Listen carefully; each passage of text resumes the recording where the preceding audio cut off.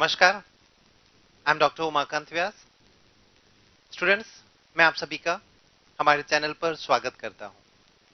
Students, आज मैं जिस विषय के साथ आपके सामने हूं, इस विषय का नाम है डिटर्मिनर।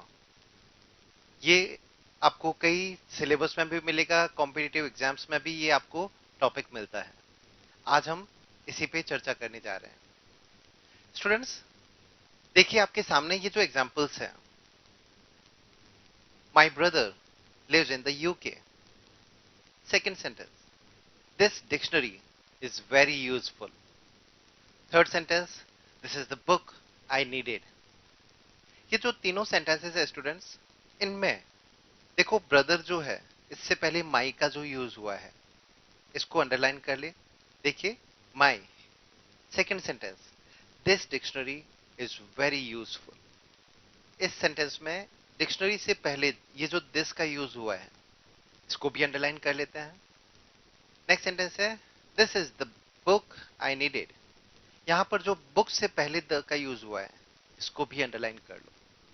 ये जो तीनों शब्द है, माई, दिस और दी, ये जो तीनों शब्द है, हम इसको ग्रामर में डिटर्मिनर कहते हैं। अब प्रश्न होता है कि डिटर्मिनर होता क्या है, हमें उसको समझना है, लेकिन अभी इसको इसी सेंटेंस में पहले समझते हैं। देखिए, माई के बाद में जो वर्ड यूज हुआ वो क्या है? ब्रदर। ब्रदर एक नाउन है। सेकेंड, दिस डिक्शनरी, दिस के बाद में ये जो शब्द हुआ, ये क्या है? नाउन है। उसके बाद में द बुक, बुक क्या है? ये भी एक नाउन है, एक संज्ञा है। तो स्टूडेंट्स आप गौर करो कि ये जो शब्द जिनको मैं डिटर्मिनर कह रहा हूं, माय, दिस, द, इनके बाद में ये जो शब्द आ रहे हैं, ये कहलाते हैं, ये होते हैं संज्ञा। तो संज्ञा से पहले इनका प्रयोग हो रहा है। इसको मैं अलग तरीके से कहूं तो ये कह सकता हूं कि ये जो डिटर्मिनर होते हैं, इनके बाद में कोई ना कोई संज्ञा जरूर आती है। संज्ञा का मतलब किसी व्यक्ति, वस्तु, जगह या भाव के नाम को संज्ञा कहते हैं। तो ये जो संज्ञा हुई, ये जो आ रही है इन शब्दों के बाद में आ रही है। तो ये शब्द डिटरमिन क्या कर रहे हैं? संज्ञा की आने की उपस्थिति या आने का एक तरीके से इंडिकेशन है कि इन शब्दों के बाद में, इन डिटर्मिनर्स के बाद में कोई ना कोई संज्ञा आएगी। तो संज्ञा की कोई पोजीशन को, प्लेस को ये डिटरमिन करता है, इसलिए ये डिटर्मिनर कहलाता है। इसकी कई डेफिनेशंस भी देखो स्टूडेंट्स आपको मिलेगी। अब जैसे एक डेफिनेशन ये देखते हैं, determiner is a modifying word that determines the position of a noun. Determiner क्या है? एक मॉडिफाइंग वर्ड है जो नाउन की उपस्थिति को, नाउन के प्लेस को, जगह को डिटर्मिन करता है, निर्धारित करता है। इनके बाद में नाउन आना ही है। या फिर इसकी एक और डेफिनेशन देखो आपको मिलेगी, जैसे determiner is a modifying word that determines the kind of reference a noun has in the context.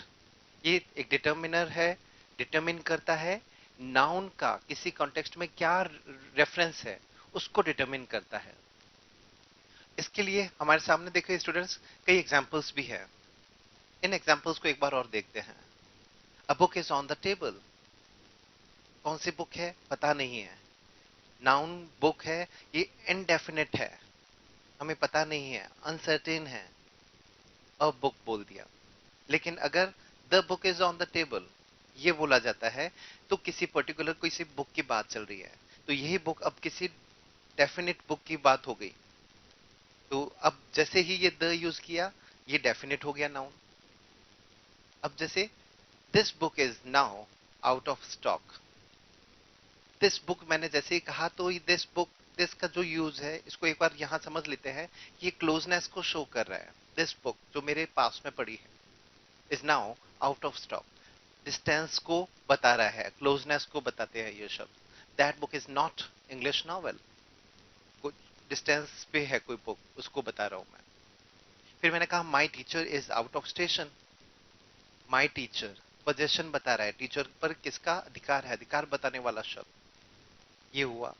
फिर देर आर सम स्टूडेंट्स, ये जो सम है, ये भी डिटर्मिनर है। स्टूडेंट्स नाउन है, इससे पहले आ रहा है, इस ये क्वांटिटी को बता रहा है। फिर नेक्स्ट आया there is a student in the class. Indefinite हो गया, कौन है स्टूडेंट पता नहीं है, इनडेफिनिट हो गया ना। तो ये जो वर्ड्स है ए, दी, दिस, दैट, माय, सम, ये जितने भी कलर किए हुए हैं, मार्क किए हुए हैं, ये सारे वर्ड्स डिटर्मिनर्स हैं। तो मेरी बात समझ में आ रही है कि डिटर्मिनर्स शब्द होते क्या है। हम सब इन वर्ड से परिचित है, हमें पता है ये शब्द कौन से हैं, ठीक है।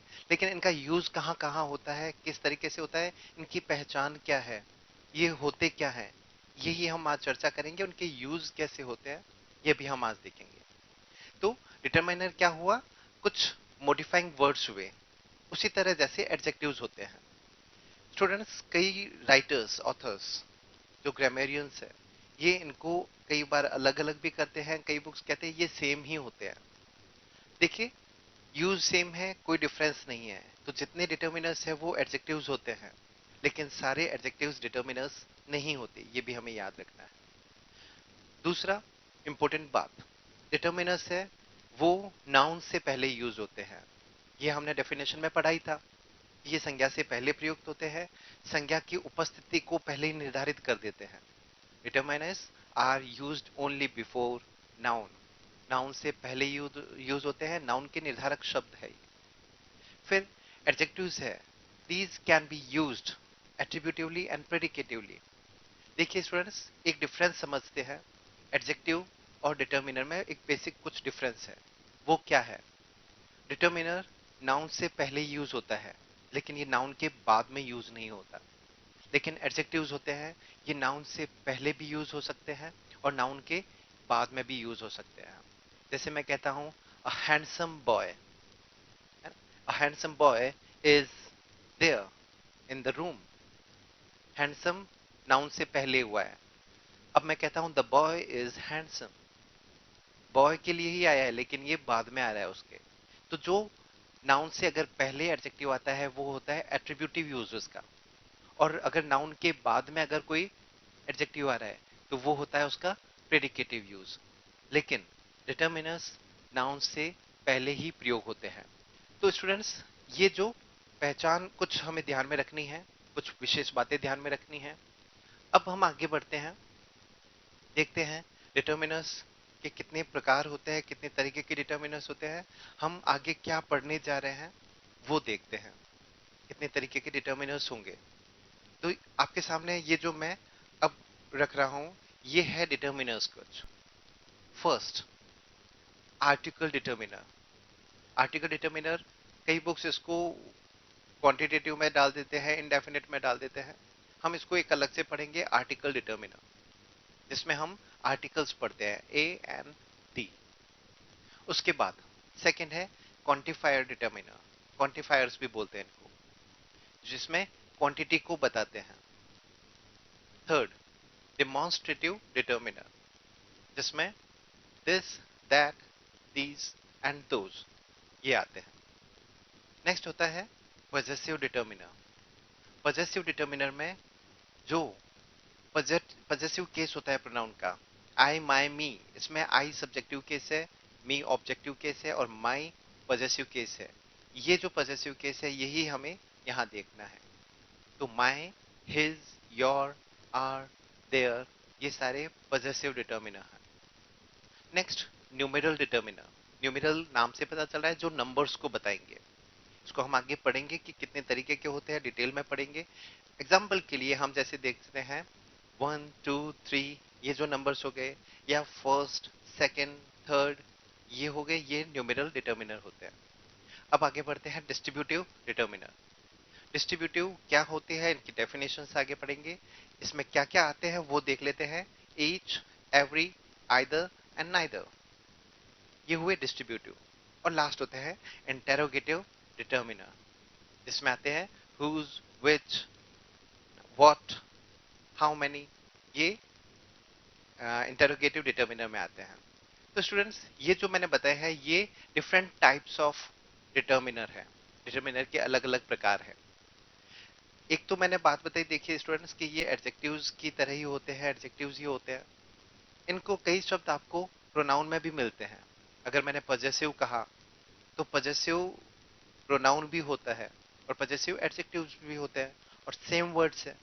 डिफरेंस कहाँ पे होता है, यहीं पे एक शॉर्ट में बता देता हूँ कि ये जो शब्द है, जैसे मैंने कहा दिस, है ना, डिमॉन्स्ट्रेटिव एडजेक्टिव कहे या प्रोनाउन कहे, दोनों में डिफरेंस कहाँ पे आता है। मैंने कहा दिस बुक इज यूजफुल। अगर दिस के बाद में कोई भी नाउन आता है तो ये दिस एडजेक्टिव होता है। लेकिन इसी दिस के बाद में अगर नाउन के अलावा कोई शब्द आता है, this is very useful book, this के बाद में इज आया है, तो ये जो वर्ड है दिस, ये यहाँ पे प्रोनाउन होगा। ये बेसिक डिफरेंस है। Pronoun this, that, these, those, इनके बाद में अगर नाउन आता है तो वो एडजेक्टिव है, नाउन के अलावा कोई शब्द है तो वो प्रोनाउन है। और ये सभी जो कॉमन आते हैं प्रोनाउन और एडजेक्टिव्स, इनकी कॉमन एक डिफरेंस अंतर है इनमें। तो स्टूडेंट्स चलो इससे अब आगे बढ़ते हैं। एक बहुत ही महत्वपूर्ण बात है, ये क्या है, जैसे मैंने बताया कि नाउन से पहले प्रयोग होते हैं, अलग अलग तरीके के डिटर्मिनर्स होते हैं। लेकिन और लेकिन ये जितने भी है इनका भी एक क्रम होता है। इनका जो प्लेस है, इनकी जो पोजीशन है, उस पोजीशन के हिसाब से इनको भी, डिटर्मिनर्स के प्लेस के हिसाब से इनको अलग अलग नाम दिए जाते हैं। जैसे प्री डिटर्मिनर्स बोलते हैं, सेकंड होता है सेंट्रल डिटर्मिनर और थर्ड होता है पोस्ट डिटर्मिनर्स। ये तीन डिटर्मिनर्स इनके पोजीशन के हिसाब से होते हैं। और इनका कहने का मतलब क्या है, प्री है तो ये सेंट्रल से पहले आएगा, पोस्ट से पहले आएगा। सेंट्रल क्या है, जो प्री के बाद में आता है या पोस्ट से पहले आता है। और पोस्ट डिटर्मिनर क्या हुआ, जो सेंट्रल के बाद में आएगा। ये तीन पोजीशन के हिसाब से डिटर्मिनर्स है। हम इनको थोड़ा स्पीड में देख लेते हैं कौन कौन से होते हैं। प्री डिटर्मिनर्स में क्या क्या शब्द आते हैं, all, both, half, what, such, double, twice, once, one third. ये जो शब्द है ये सारे प्री डिटर्मिनर्स होते हैं। अब इनके जैसे एग्जांपल्स देख लेते हैं।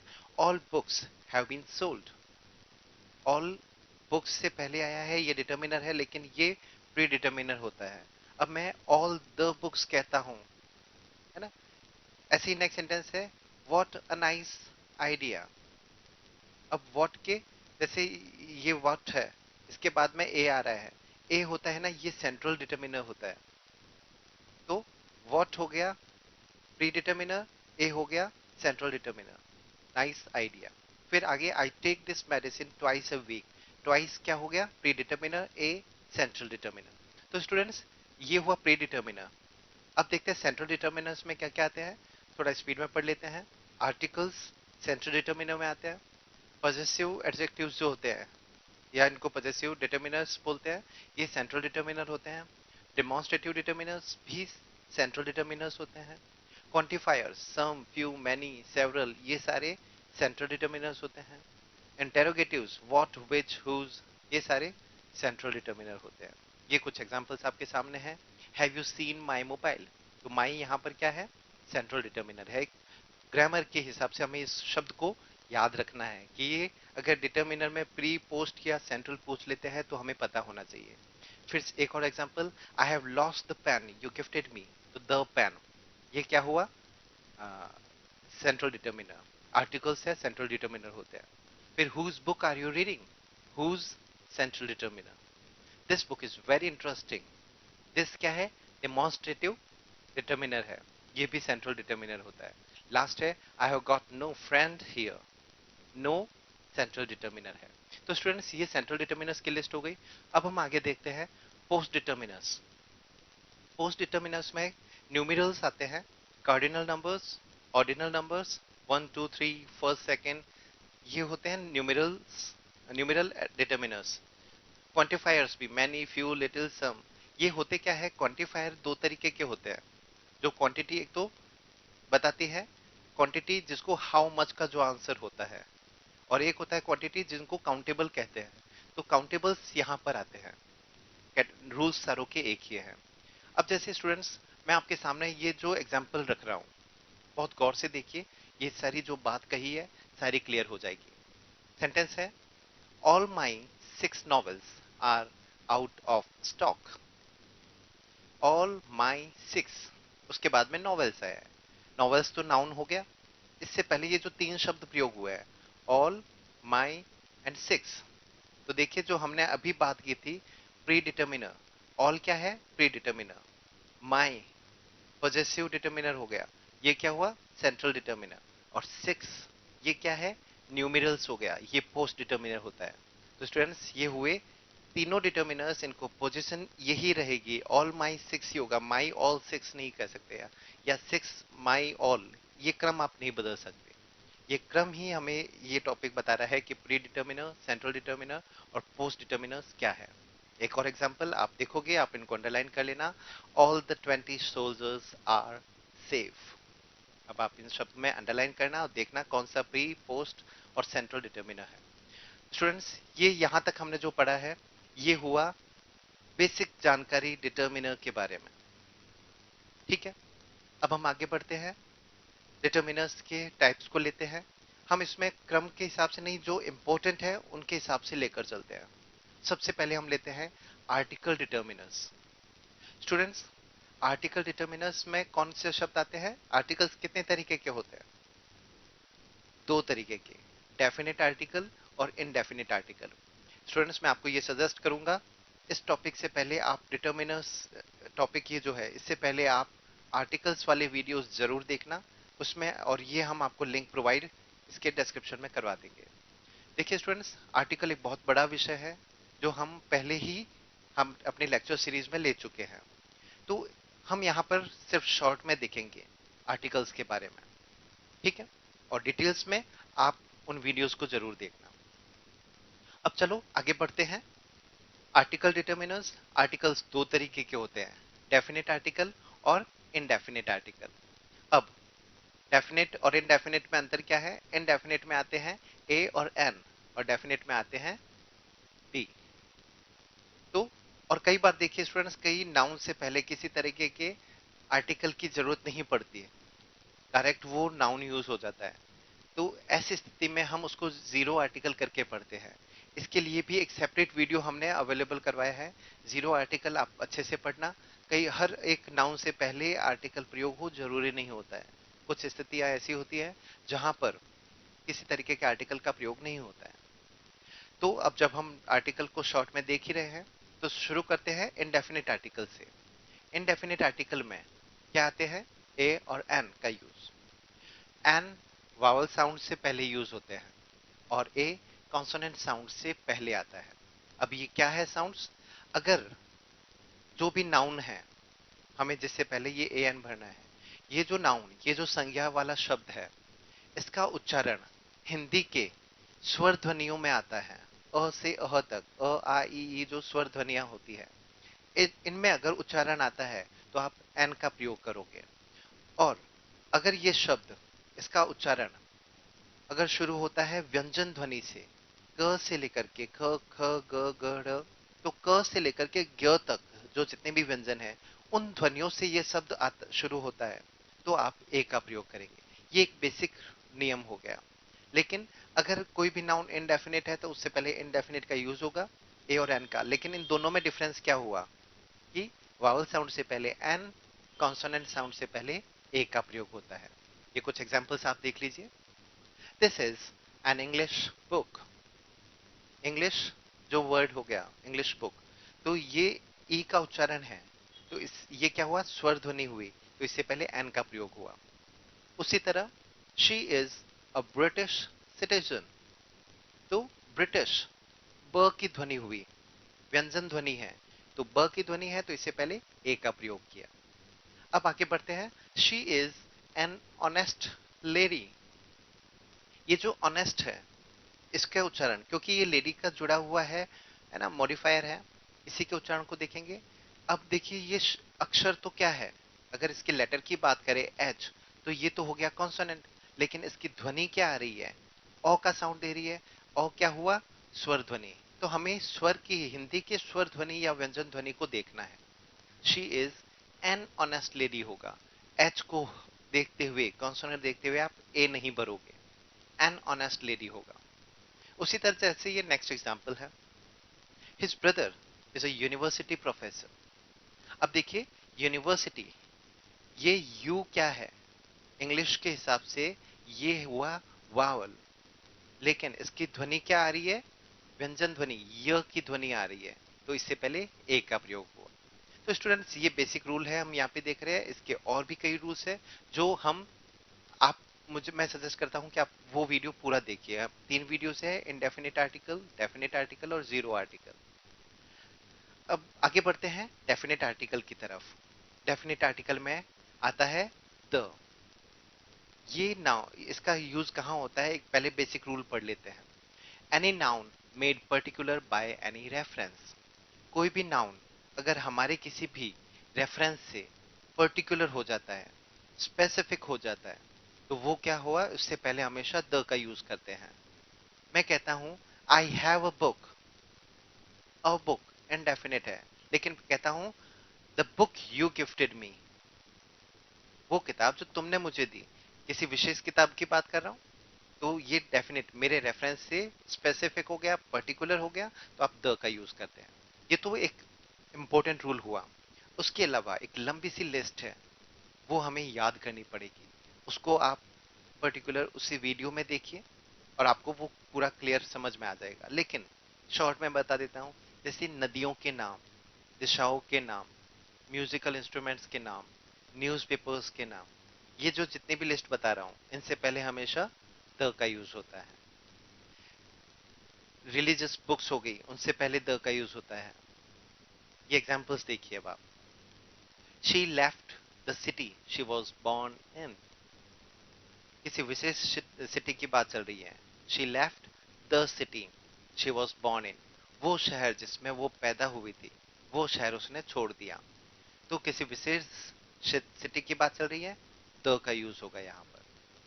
Next, I took a holy dip in the Ganges. मैंने गंगा नदी में एक पवित्र डुबकी ली। गंगा नदी का नाम हो गया, नदियों के नाम से पहले द का यूज होता है। उसी तरह the Gita is a sacred book. Gita religious book हो गई, स्क्रिप्चर हो गया, इससे पहले द का यूज होगा।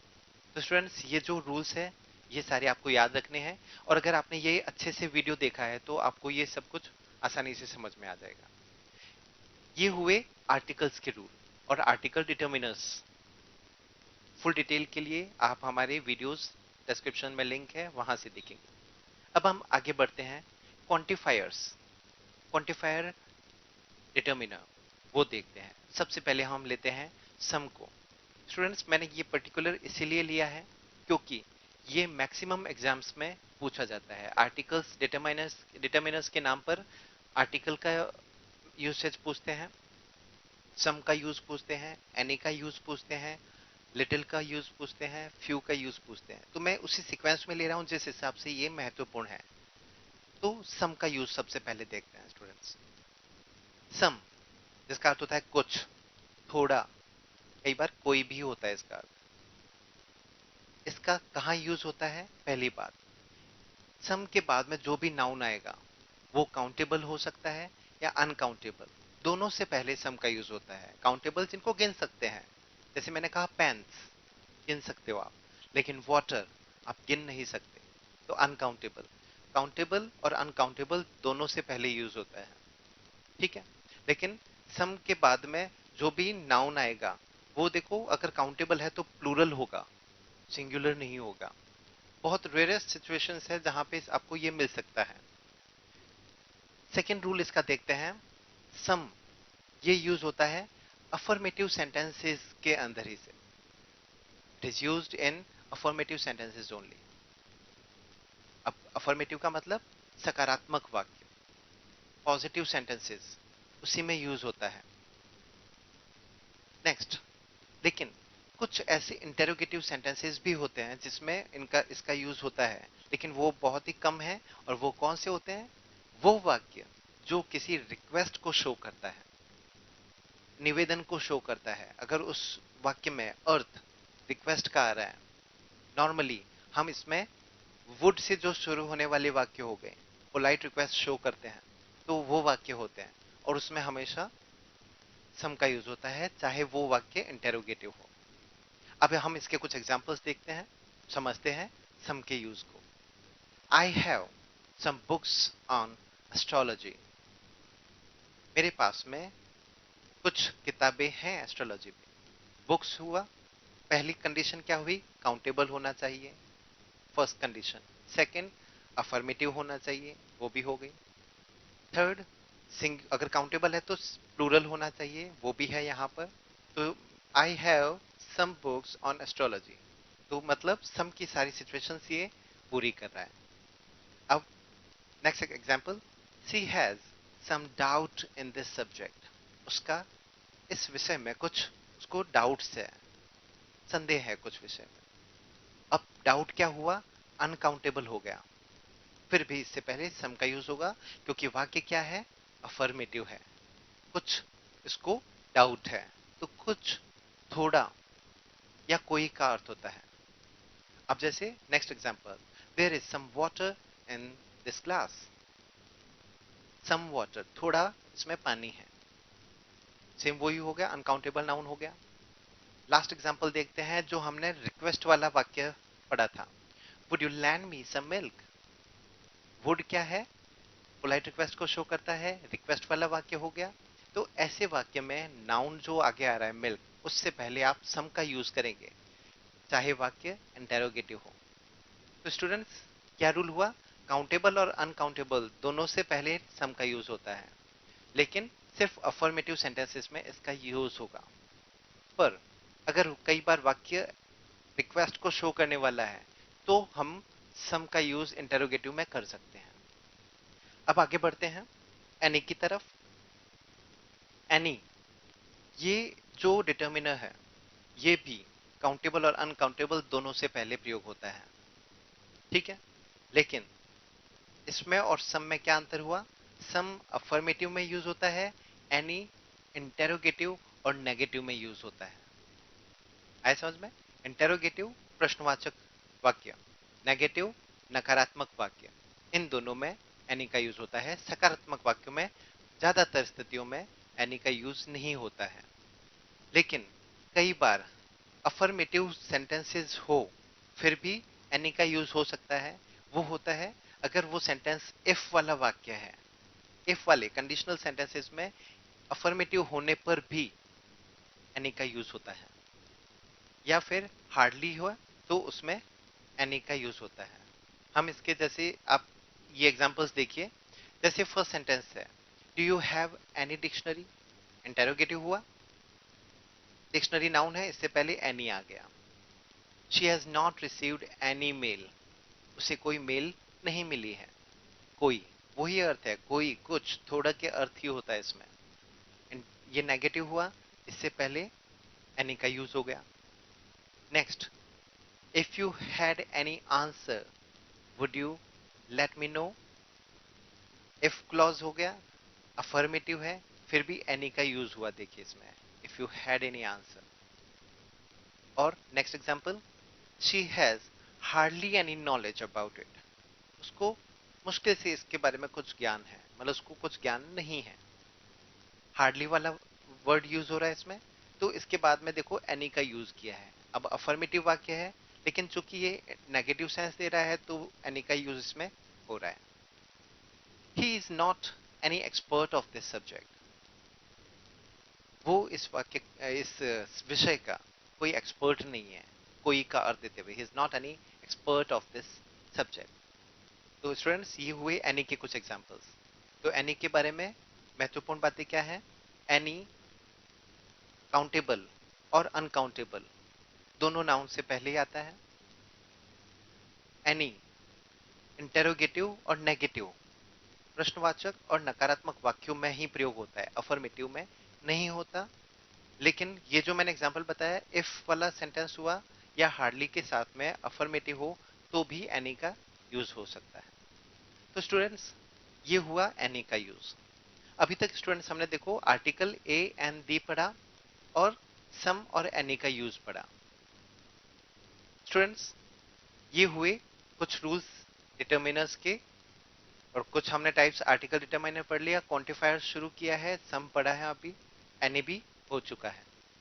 स्टूडेंट्स, ये जो हमने पढ़े हैं डिटर्मिनर्स, कुल टोटल 5 पढ़े हैं।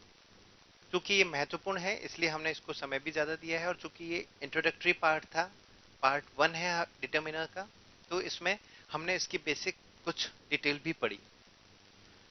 यहाँ तक हमने जो पढ़ा है मुझे उम्मीद है आपको समझ में आया है। नेक्स्ट जो हम इसका पार्ट 2 लेंगे उसमें हम little, a little, the little, few, a few, the few, इनके यूज को देखेंगे। उसके अलावा भी जितने भी हमने पॉजेसिव देखे, माई, योर, आवर, हिज, या demonstrative, this, that, these, those, ये देखेंगे। और उसके अलावा जितने भी बचे हुए डिटर्मिनर्स है उनको हम नेक्स्ट लेक्चर में देखेंगे। इस उम्मीद के साथ में कि आप हमारे साथ में लगातार जुड़े हुए हैं, सब कुछ सीख रहे हैं, पढ़ रहे हैं।